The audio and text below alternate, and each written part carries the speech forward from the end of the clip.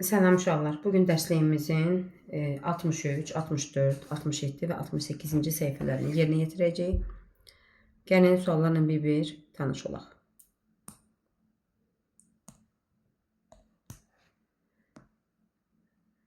Azərbaycan dilinin birinci sualı. Hansı cümlədə hərəkət bildirən söz yoxdur? Hərəkət bildirən sözlərə nə deyirik uşaqlar? Feil. Yəni hansı cümlədə feil yoxdur? Kərimin bacısı əlaçıdır. Qonaqlar məclisə daxil oldular. Bugünü hər il qeyd edirlər. Sabah yarış keçiriləcək. Deməli, B bəndində hərəkət bildirən söz var. Qonaqlar məclisə daxil oldular. Nə etdilər? Daxil oldular. Bugünü hər il qeyd edirlər. Nə edirlər? Qeyd edirlər. Sabah yarış keçiriləcək. Nə ediləcək? Keçiriləcək. Deməli, hərəkət bildirən sözlərin sualları nədir? Nə etdi, nə oldu, nə edir, nə olur, nə edəcək, nə olacaq? A bəndində isə hərəkət bildirən söz yoxdur. Kərimin bacısı əlaçıdır. Burada heç bir hərəkət bildirən söz yoxdur. İkinci sual. Çiyindən, bəzən də atın tərkindən aşırılan kiçik xurcun necə adlanır? Heybə, yalman, daraq, papaq. Çiyindən də asa bilərik. Atın tərkindən də asa bilərik. Yəni atın belində olan hissədən də asa bilərik. Yəhərindən də asa bilərik. Buna nə deyirlər? Papaq demirlər, daraq demirlər, yalman da atın saçıdır. Nə deyirlər? Heybə. Üçüncü sual. Verilmiş nümunə mətnlərin hansı növünə aiddir? Bədii mətn var, informativ mətn var. İnformativ mətnə həm də elmi mətn deyirlər. Amma dəqiq mətn deyə bir şey yoxdur. Dəqiq mətni indəndən silək. Deməli, mətnin iki forması var. Bədii mətn, bu birinci forma. Bir də var elmi mətn. Elmi mətnin ikinci adı informativ mətndir. İnformativ mətn. Günəş şəfəqlərini hər yana bol-bol saçır, yaz fəsli təzə-təzə ayaq tutub dil açır. Sizcə uşaqlar bu nədir? Bədiidir yoxsa elmidir? Bədii mətndir. A bəndini götürdük. Dördüncü sual. Hansı nida cümləsində sevinç hiss olunur? Sevinç. Ah, izlədiyim ən maraqlı filmdir. Of, rəqiblərim çox güclü oldular. Yenə qalib olmadıq. Vay, sən nə danışırsan? Vay, sən nə danışırsan? Burada sevinç yoxdur. Yenə qalib olmadıq. Qalib olsaydıq sevinərdik, amma qalib olmamışıqsa niyə sevinək? Of, rəqiblərim çox güclü oldular. Burada da sevinç yoxdur. İndi gəlin A cümləsini bir də oxuyaq. Ah, izlədiyim ən maraqlı filmdir. Burada sevinç var. Çünki izlədiyi ən maraqlı film ona daha maraqlı gələ bilər. Beşinci sual. Sözlərdən birində lar hissəciyi dar kimi oxunur. Deməli, lar yazılır, amma dar kimi oxunur. Uşaqlar elə uşaqlar qalır tələffüzdə. Oğlanlar yazırıq, oğlanlar deyirik, nar olur. Narlar yazırıq, narrar deyirik. Deməli, lar, rar olur. Qazlar yazırıq, qazdar deyirik. Bizdən də darı istəyirdi. B bəndini götürdük. Altıncı sual. Verilmiş hissəciyi sözlərdən neçəsini əlavə etmək olur? Çu verib. Uşaqlar, əgər versəydi, çı üstü 4. Bunu versəydi sizə. Deyərdiniz ki, burada hamısı var. Çı, çi, çu, çü. 4'ü də var. Amma burada ancaq sizə çu'nu verib. Deməli, biz ancaq çu artıra bilərik. Of çu, odun çu, əla çu. Əla çu ola bilməz, düzdür? Su çu, çəkmə çu ola bilməz. Çiçək çu ola bilməz. Çiçəkçi olur. Çəkməçi, çiçəkçi, əlaçı. Amma bizdən çu'nu istəyir. İndi neçəsini artıra bildik uşaqlar? 1, 2, 3'ünə. O da var B bəndində. 7-ci sual. Hansı cümlədə göz sözü görmə orqanı mənasında işlənib? Göz sözü görmə orqanı. Yəni onda o cümlə ola bilər ki, Nəysə görürük. Elə bir cümlə olacaq. Bulağın gözündən su içdi. Burada məcazi mənadır. Bulağın gözü burada məcazi mənadır. Görmə mənasını vermir. Bulağın gözü. Paltarları şkafın gözünə yığdıq. Yəni şkafın bir hissəsinə yığdıq. Burada da məcazi mənadır. Deməli bizdən onda həqiqi mənanı istəyir. Onun oxumaqdan gözü zəifləmişdi. Həqiqi mənadır. Yəni oxumaqdan həqiqətən də gözümüz zəifləyə bilər. Bu demək deyil ya, oxumaq lazım deyil. Yəni oxumaq lazımdır, amma müəyyən bir hissədə. Nənəm sapı iynənin gözündən keçirtdi. İynənin gözü iynənin dəliyi deməkdir. Bu da məcazi mənadır. İndi uşaqlar, hansında həqiqi məna oldu? C bəndində. Ahəng qanunu nədir? Sözdə yalnız qalın və ya incə saitlərin işlənməsi, sözdə samitlərin daha çox işlənməsi, sözlərin asanlıqla hissələrə bölünməsi, sözdə hecalardan birinin qüvvətli deyilməsi. B-ni silək. Sözdə samitlərin daha çox işlənməsi. Ahəng qanunun samitlərə aidiyyatı yoxdur. Ahəng qanunu sırf qalın və incə saitlərə görə gedir. Sözlərin asanlıqla hissələrə bölünməsi isə hecadır. Ahəng qanunu deyil. Sözlərin asanlıqla bölünə bilən hissəsinə heca deyilir. Sözdəki bir hecanın digərinə nisbətən daha qüvvətli deyilməsinə isə vurğu deyilir uşaqlar. Deməli, bu da ahəng qanunu deyil. Ahəng qanunu nədir? Sözdəki qalın və incə saitlərin bir-birini izləməsinə ahəng qanunu deyilir. Ahəng qanunu tabi olan sözdəki saitlər ya hamısı qalın olmalıdır, ya da hamısı incə olmalıdır. O sözdə həm qalın, həm incə sait varsa, o söz ahəng qanununa tabi deyil. 9-cu sual. Biri doğru deyil. Gözəl. Sual verək. Necə? Gözəl. Əlamət bildirir. Düzdür. Bu doğrudur. Kitab. Nə? Kitab. Ad bildirir. Doğrudur. Getmək. Nə etmək? Getmək. Bu da doğrudur. Hərəkət bildirir. Birinci. Neçənci? Birinci. Baxın, bu əslində hərəkət bildirmir. Nə bildirir? Say bildirir. Sıra bildirir özdə. Sıra sayıdır. Deməli, D variantı düzgün işlənilməyib. Don sözü hansı cümlədə fərqli mənada işlənib? Deməli, don sözü amonim sözdür uşaqlar. Biri var don, əynimizə giyindiyimiz paltar. Don. Bir də var su donur. Deməli, üçündə eyni məna olacaq. Birində fərqli məna. Saranın geyindiyi don xoşuma gəldi. Bu paltardır. Dərzi anama gözəl don tikdi. Bu da paltardır. Dondakı ləkəni təmizləyə bilmədilər. Yəni paltardakı ləkəni. Bu da paltar deməkdir. Şaxtalı havada ağacları don vurdu. Yəni onlar dondular. Bu paltar bildirmir artıq. Hərəkət bildirir. 63-cü səhifəni bitirdik. Keçək 64-cü səhifəyə. Aşağıdakilərdən hansı mətnin giriş cümləsi ola bilər? Mətn neçə hissədən ibarətdir? 3. Giriş, əsas, nəticə. Nəticəyə həm də sonluq deyirik.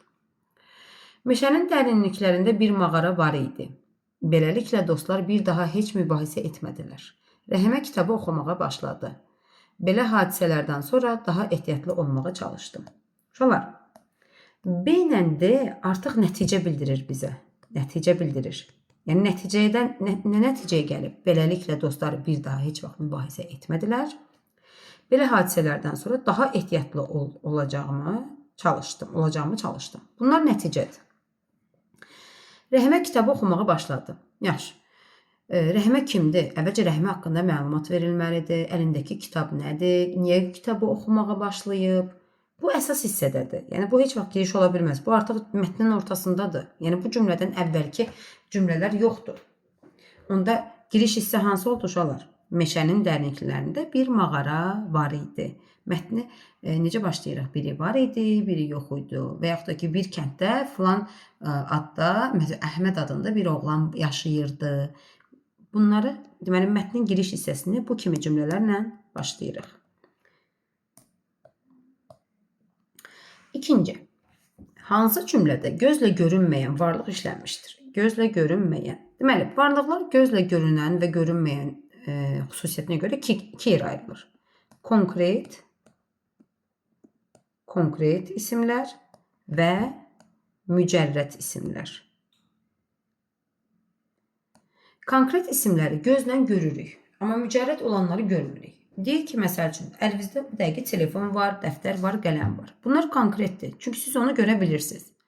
Amma mücərrəd isimləri görə bilmirik. Deyək ki, məsəl üçün, qorxu hissi, qorxu. Siz qorxunun nə rəngdə, nə ölçüdə, nə formada olduğunu deyə bilərsiniz? Yox, deyə bilmirik. Deməli, konkret isimləri gözlə görürük, mücərrəd isimləri gözlə görmürük. Və bizdən gözlə görünməyəni istəyirik, yəni mücərrəd olanı istəyirik. Görək hansı cümlədə mücərrəd isim var.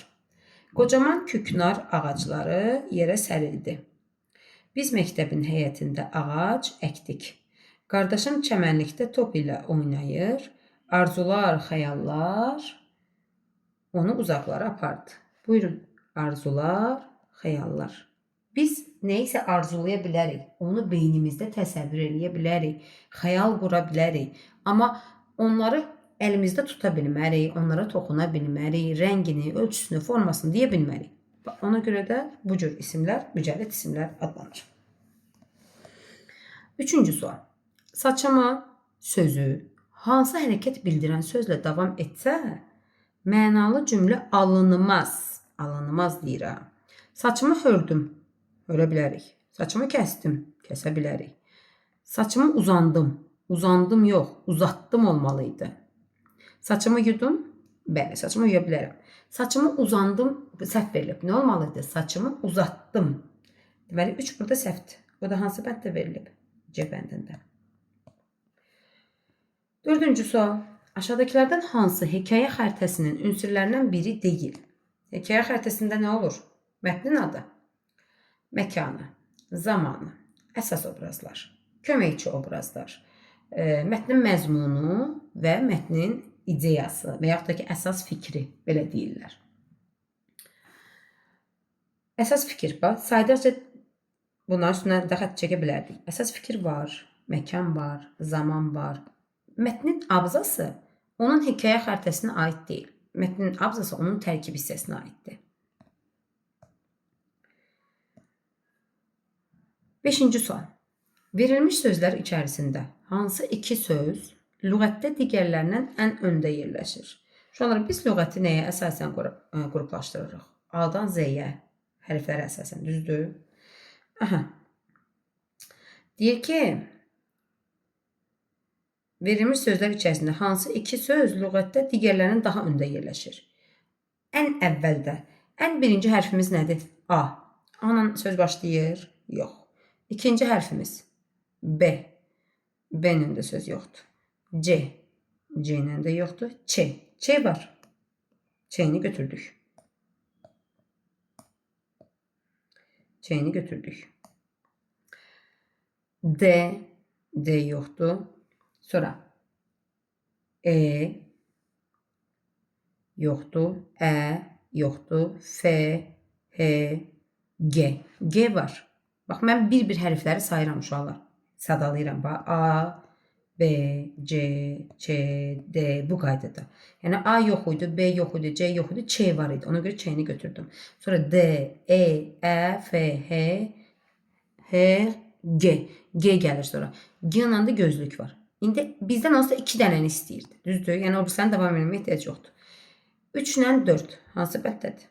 C bəndində. Deməli bu iki söz hamısından qabaqda gəlir. Çünki ilk hərfləri əlifba sırasında onlardan öncə gəlir. 6-cı sual. Hansı bənddə uyğunluq pozulmuşdur? Hansı bənddə uyğunluq pozulmuşdur? Dairə və oval forma bildirir. Düzdür. Narıncı və bənövşəyi rəng bildirir. Düzdür. Duzlu şit olmağı dad bildirir. Düzdür. Yumru əyri olmağı uşaqlar, bu da forma bildirir. Forma bildirir. Amma bizə nə yazıb? Ölçü. Ölçü o deyil. Ölçü nədir? Böyük, kiçik, uzun, qısa. Bax, bunlar ölçüdür. 7-ci sual. Sözlərin ümumi mənasına əsasən ardıcıllığı davam etdirin. Etdirəcəm. Karandaş pozan. Məktəb ləvazimatıdır. Ya dəftər olacaq, ya təbaşir. Düzdür? C ilə D getdi. Təbaşir, dəftər uyğunluğu var. Köynək, ətək giyindiyimiz geyimlərdir. Onda bunun papaq davam eləyəcək.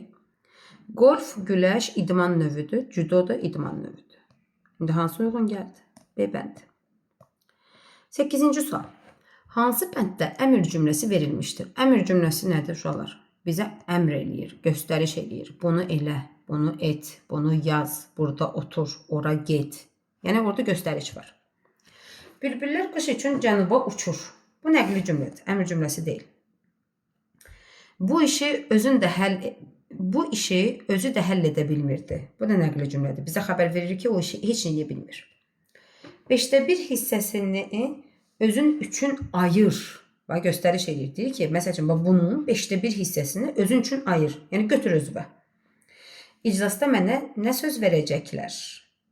İclasda yox, başlayın uşaqlar. İclasda mənə də söz verəcəklər. Bu da oldu nəqli cümlə. İndi hansı əmr cümləsi oldu? C bənd. Hansı cümlənin sonundakı durğu işarəsi səhv qeyd olunub? Onun babası şöbə müdürüdür. Nəqli cümləsidir və nəqli cümlənin sonunda nöqtə qoyulur. Ura, bütün qiymətlərim əladır. Nida cümləsidir. Və nida cümləsinin sonunda nida qoyulur. Çünki burada nida var uşaqlar. Vay vay, bu ne çətin məsələdir. Və burada da nida var. Amma axırda nöqtə qoyub. Burada nə olmalıydı? Nida olmalıydı. Səhv budur. Amma yenə də deyində gəlin baxaq. Bəs sən hara gedəcəksən? Sual cümləsidir və sual işarəsi də qoyulub, deməli doğrudur. Yanlış oldu C-də. Hansı söz ahəng qanuna tabedir? Bəyanda demişdik. Ahəng qanuna ya hamısı qalın olmalıdır, ya da hamısı incə. İndi hansı söz ahəng qanuna tabedir? Bu məsəl üçün ü incə, ə incə, a qalın, a qalın. Bu tabe deyil. O qalın, a qalın, ı qalın. Tabe olan elə budur. O qalın, e incə tabe deyil. İ incə, e incə, a qalın, ı qalın. Bu da tabe deyil. Tabe olan hansı oldu uşaqlar? D bəndi. Onu da götürdük. Deməli, 10-cu sualı da tamamladıq. Keçirik riyaziyyata. 67-ci səhifə. 33 ədədinə 2 onluq 5 təklik əlavə etsən. Əlavə etsən nədir? Yəni üstə gəlsən neçə olur? Gəlin toplayaq. 33 üstə gəl. 2 onluq 5 təklik neçə eləyir? 25. 3-ün üstünə 5, 8, 3-ün üstünə 2, 5. Neçə elədi? 58. O da eləyir 5 onluq 8 təklik. Cavab C bəndində. Şəkildəki fiqur haqqında hansı fikir doğrudur? Şəkilə baxaq. Şəkildə nə görürük? Bax, parçadır, parçadır, parçadır. 3 dənə parça var. Bir dənə şüa, bir dənə düz xət var. Deməli, bax, bu parça hər iki tərəfdən məhdudlaşdırılıb. Uşaqlar, parçalar nə idi?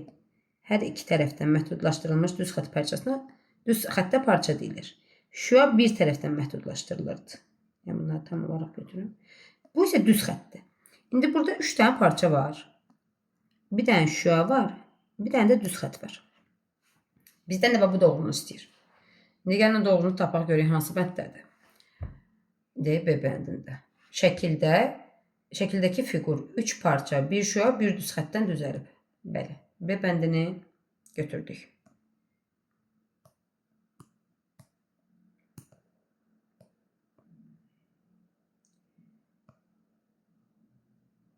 Peki.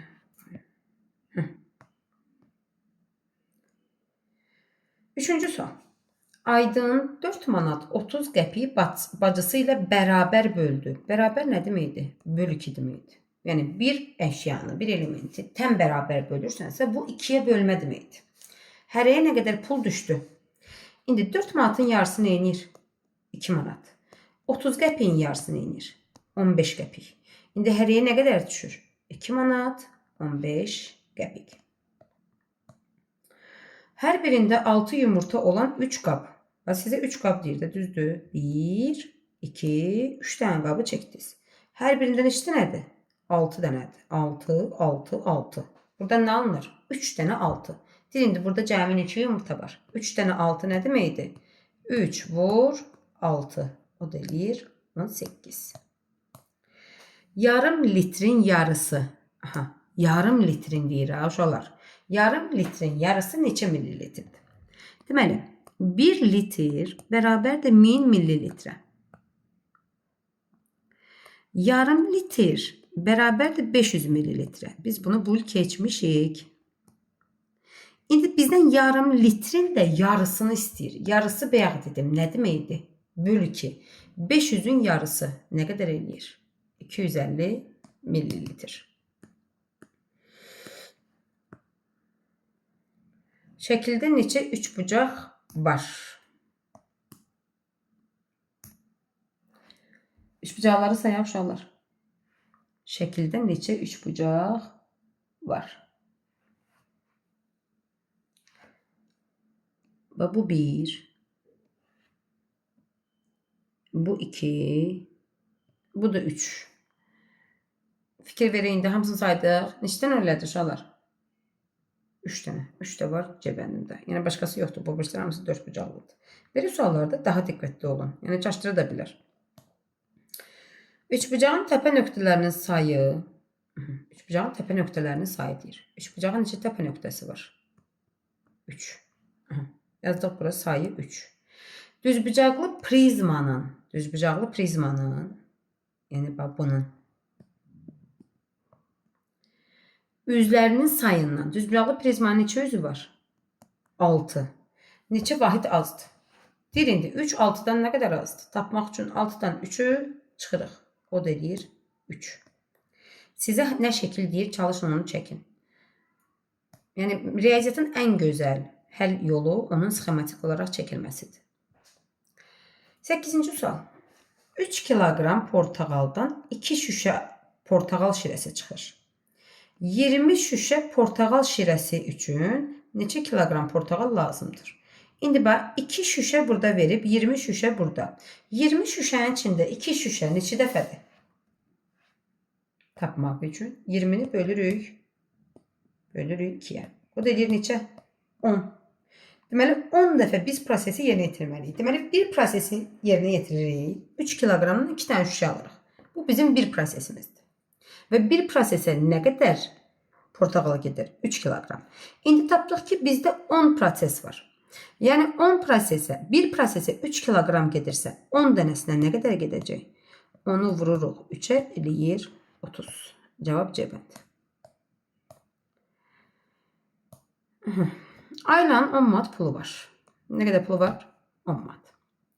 O şəkildəki oyuncağı alarsa nə qədər pulu qalar? Şəkildəki oyuncaq neçədir?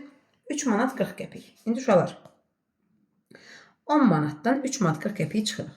Gəlin əvvəlcə 10 manatı manat və qəpiyə parçalayaq. 10 manatdan 1 manat götürürəm qəpiyə parçalamaq üçün. Nə qalır? 9 manat qalır. Düzdür?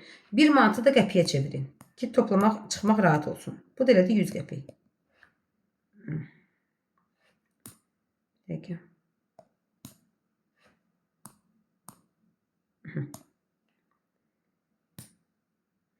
Deməli, baxın indi. 9 manat 100 qəpik deyilir 1 manat. 9-a da 1 10 manat. Yəni biz əvvəlcə 10 manatı parçaladıq. 9 manat 100 qəpik kimi. İndi ondan 3 manat 40 qəpiyi çıxmalıyıq. Manatdan manatı, qəpikdən qəpiyin çıxaq. 9-dan 3 çıxırıq. 6, 100-dən də 40 çıxırıq 60. Eləyir 6 manat 60 qəpik. 10-cu sual. 27-dən başlayaraq, yenə o sözə fikir verin. Başlayaraq deyirsə 27-nin özünü də sayacaqsınız. Amma desə ki 27-dən sonra, onda 27-nin özünü saymırıq.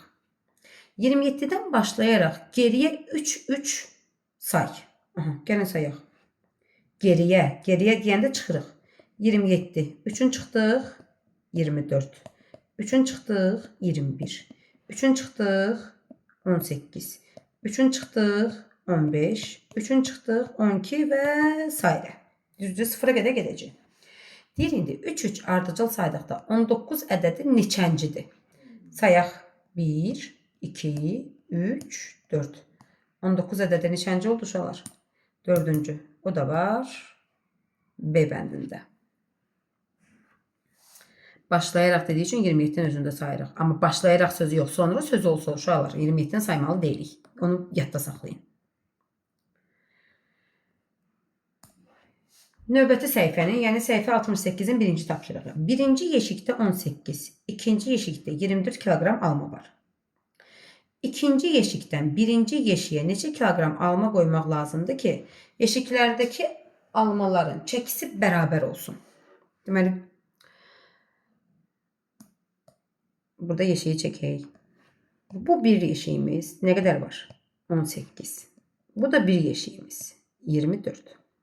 Deyir, bundan buna nə qədər alma verim ki, bunlar bir-birinə bərabər olsun.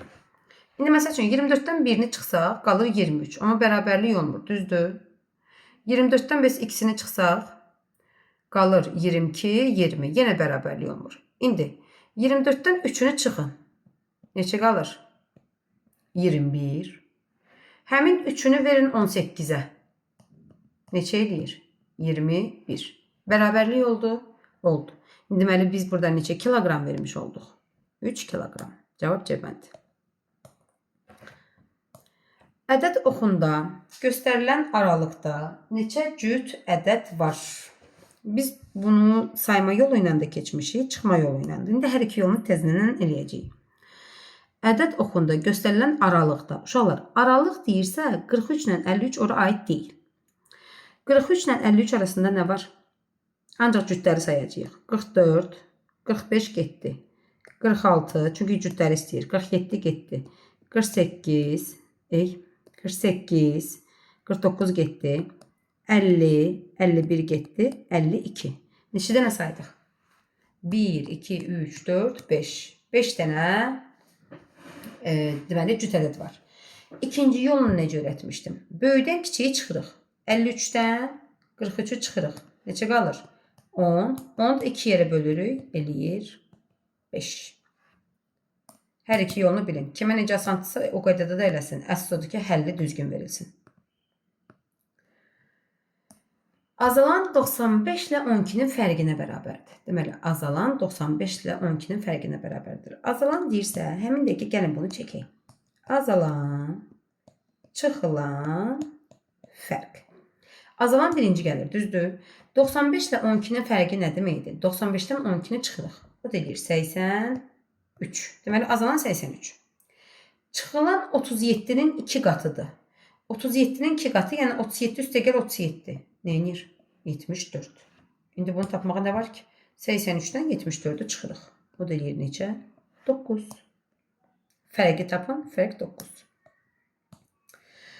5 onluq, 9 təklik neçə eləyir? 59. İbarət olan ədəd. 59 tapdım. 3-ün 2 qatı qədər. 3-ün 2 qatı neyinir? 6. Azaldılarsa. Qədər azaldılmaq çıxmadı. Dəfə azaltma desəydi bölmədi, amma qədər. Deyir, indi 59. 6 qədər azaldılarsa. 59. 6 qədər azaldılarsa. Neçə eləyir? 53. Deyir, indi bax bu 53 hansı onluğa yaxındır? 40-a, 60-a, 50-yə, yoxsa 70-ə? 53 əlbəttə ki, 50-yə yaxındır. 5-ci sualımız. 86-dan kiçik, sonu 4 ilə bitən, ən böyüklə ən kiçik 2 rəqəmli ədədlərin cəmi. Bir də oxuyuram. 86-dan kiçik olmalıdır. Sonu 4-dən qurtarmalıdır.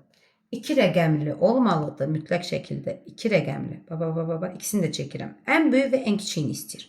86-dan kiçik, axırı 4 ilə bitən, ən böyük 84-dür. Ən kiçik isə 14-dür. Çünki 4 deyə bilmərik, 4 bir rəqəmlidir. Amma sizdən 2 rəqəmli istəyir. İndi bizdən bunların neyini istəyir? Cəmini. 4-ün üstünə 4. 8. 8-in üstünə 1. 9. Neçə elədi? 98. 6-cı sualımız.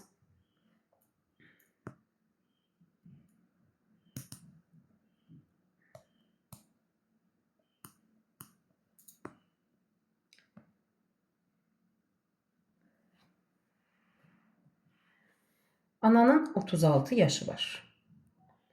Ana ilə oğlun yaş fərqi 22-dir. Oğlun neçə yaşı var? Ananın neçə yaşı var?